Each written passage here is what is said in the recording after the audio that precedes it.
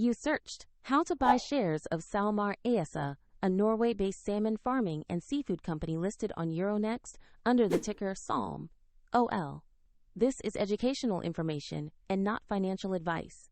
To buy shares, you need a broker, and we will use eToro as an example to demonstrate the process. After registering, you must verify your account, usually with an ID document, and add funds to place orders.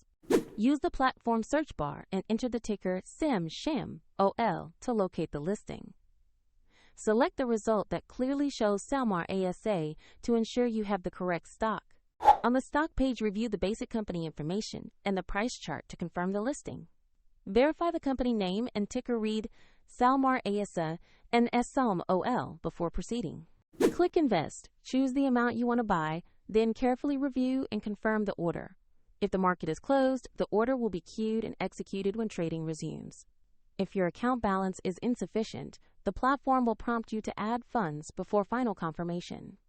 After execution, your position will appear in your portfolio where you can monitor it and set alerts if desired. For the exact example shown, check the eToro link in the video description.